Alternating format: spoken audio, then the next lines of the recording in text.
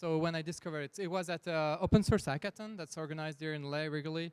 It's Audrey Roy that introduced me to it, and and we hacked around it, and we tried to build an extension, a package for it for D3, the visualization, because I got really excited by D3 after David's talk on presentation on it.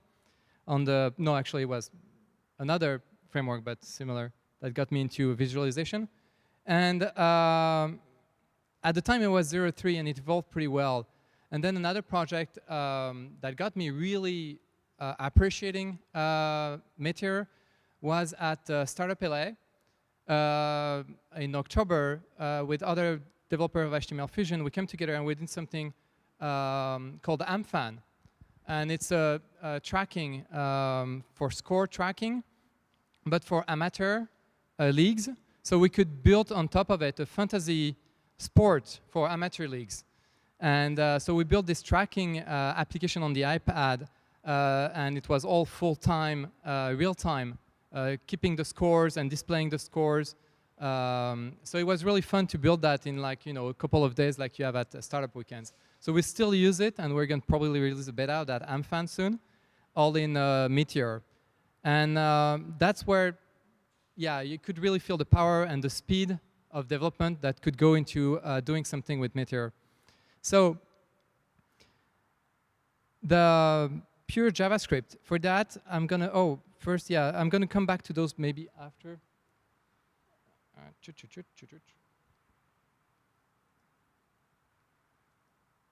Yeah, they have 7 principles. I'm showing them there. It's on their website. I'll come back to them if we have time after. So I created like really quickly a little demo applications to make it a little bit more interactive. And if you can take your phone and get to that address, it's a little, it's very basic, and that's what the code I'm going to show. It's this application. OK. Does it work for you guys? OK, so that's a little applications to add to post questions to the presenter or ask questions. There is a little plus, so you can plus the question if you want it to go up. And I'm going to show you the code to build that app very simply. It's pure JavaScript. It's JavaScript on the client, JavaScript on the server. If you enter, so the JavaScript client, so the application I did is just 3 files. You have the JS file, the HTML file, and the CSS file. The explication is really ugly. I'm sorry about that. I didn't have to work on the CSS, so I just did the JavaScript part. You can see that in the JavaScript file, how we distinguish on Meteor the client and the server is with the function call. So Meteor is client. That's everything for the client. And if we go down there, we'll have Meteor is server. And and the other part I want to show there is that, and that's part of one of the great feature of it. So it's all bundled into one. And the other one is that Meteor is server. You have like that. I declared the MongoDB collection here. And when I go up there, I declare it on the client too. So there is this amazing feature of the database also as much in the client than as on the server. It's always synced together all the time. And I'll get back to that there. So that's how you write the JavaScript on the Meteor. Now, on terms of the HTML part, and they use like a Mustache style of templates. So it's very straightforward, pretty clean. There's not much there. You just like, you have the each, the if, and all those type of little things. You declare the templates, and then you load the templates and call them and loop them through it. Now the real time. So then I'm going to come back to that database part. So you've seen on the server source code. OK, oops. So on the server code, you can see here. Here we go. That I load the MongoDB collection on the client as well as on the server. And with that, I I can modify the database on the client, and it will automatically sync on the server itself. And that's one of the features that they're pretty proud of in terms of the latency related to that. And it's pretty fast to spread around. So yeah, you have like here you can see that you can change the mode and presenter and start deleting the entries. So all the client code here is about managing the database. You can do the inserts and the change on it. Okay, that's for the real time. There's another part of it is that when you modify the code and when you're coding with it, when you write the file, as soon as you save the file, it will automatically recompile the entire application and modify it on the client. But it does it in a very smart way that doesn't interrupt the users from using the application. So they call it the odd code pushes, that you can enable that to done that. And another thing is that when you install the package for example, CoffeeScript, you actually recompile CoffeeScript with it. You just don't have to compile it and do all those different steps. You just submit it and it works. The last point, big part, the application bundle. So the application I've deployed for the demo is I just used like the command meteor deploy JSLA demo, and 3 seconds after it was on their website, on their meteor.com site. If you don't want to be on the meteor.com, you can bundle it yourself. So instead of just doing meteor deploy, you do meteor bundle. What it creates a tar.gz with everything in it, with Node.js, with Mongo, with all the dependency you would need to run the Meteor, and you just have to unzip that tar.gz and run Node, start it with Node, and it's up and running, and you have your applications all fully bundled that you can run on your server. Now the packages. When we started and we did the D3 library integration, the packages were a bit sketchy, and they really improved it now, where you can really install a lot of libraries, JavaScript libraries, and different type of libraries. And they really have a concept. That's why they're not a framework. They don't have anything about JavaScript. So you have to come with your own JavaScript libraries to use it. And some of them, they integrate really well inside Meteor, especially the ones related to, for example, yeah, like I said, CoffeeScript or underscore, Backbone also for everything that's related to URLs, or Backbones works pretty well. And jQuery also is all the search related, works very well with integrated in there. So it's bring your own framework and then use the platform for all the cool real-time features, and as well as the simplicity of putting the code JavaScript client and server. Let me come back to their 7 principles. So what they mean by data on the wire is that there's no HTML. You just send the data, the JSON. So everything's it's all JSON. One language, only JavaScript. The database everywhere is that it's all transparent.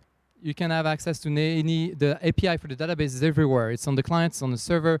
You can hack it directly, with the developer tools or Firebug. You can just write and insert records there. Talking about security, it's pretty interesting.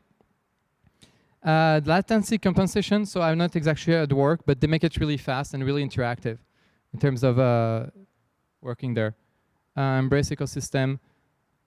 The ecosystem is about integrating others, not bringing in their own JavaScript code. And the simplicity equal productivity is just what really struck me about it. Is just it just works. You run 3 lines, it's installed. You start writing 3 files, and you have these applications that you can just use and deploy anywhere you want. And I found it really interesting that you can get those feature and simplicity to get more developer into it and more JavaScript programmer creating great JavaScript web applications. And I think I'm done for the slides. So let me try to get the questions.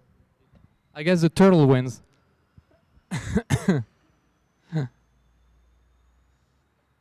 Yeah, I gotta try. Yeah, if you can, I made the app really insecure just for the purpose of the demo. So if you want to, if somebody has a laptop here, you can actually play around with all that stuff. So that's all. Anybody has? Cool. Go ahead.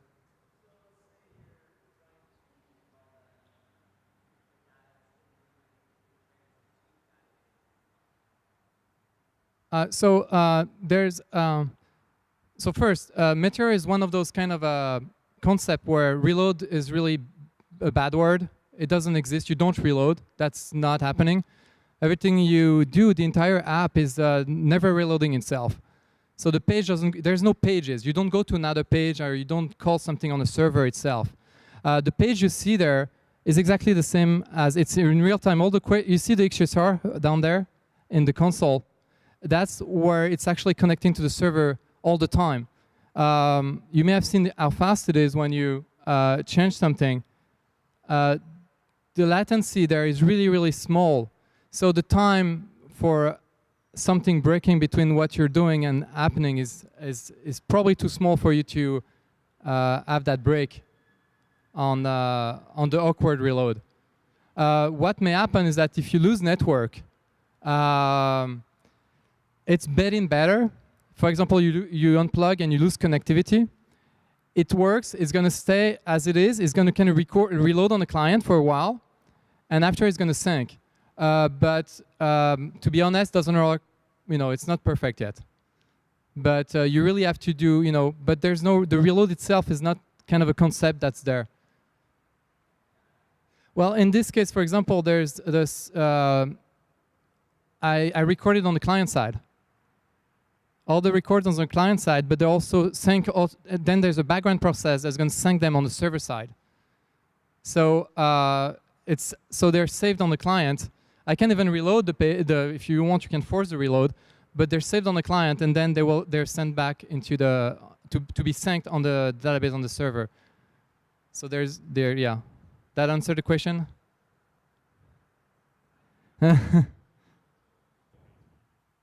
Right.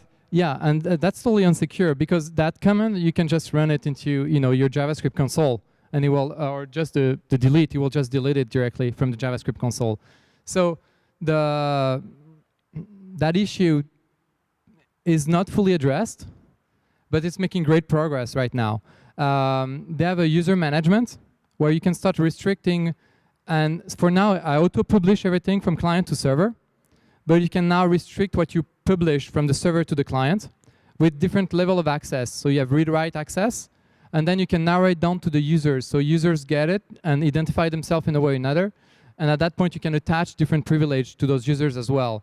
So they can do some things or not other things.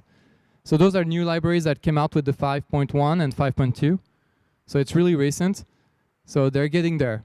But yeah, it's like you said, in terms of version, when I started with this was 0.3, and now they're 0.5.2.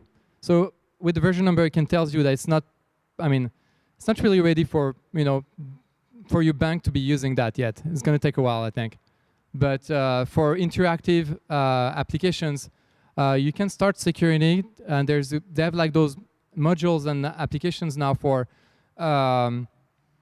you have like all those Facebook Connects and Twitter Connect. It's all like packages. You just load them and insert them there, and then that creates those users that you can give privilege to.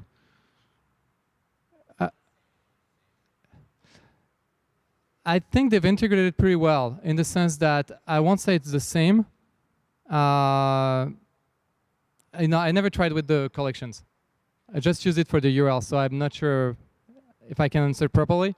But what I know is that, yeah, it's the collection used on Meteor were the Meteor collections.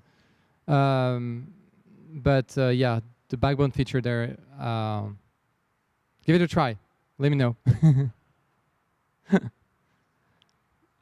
But I know, yeah, Backbone was one of the first kind of libraries they've put together with underscore in it. So I know it's pretty tight integration with what they're doing with meteor.js. The fiber dependencies is a good one. It's seems like they're stuck to it. I couldn't get an answer on that either. So I don't know who asked that, but yes. The fiber is, yeah, when you want to deploy it, so let me explain. when you do the bundle for the Meteor, it creates a file that has everything in it. So in theory, you should be able to run it anywhere. You just take it and run it. The thing is that it requires one dependency on your operating system, which is Fibers, that you have to install in a way or another. And well, it's a dependency. It doesn't make it perfect. So I'm sure they're working on it, but I have no timeline or ideas on what they're going to do and when it's going to be done. OK. I guess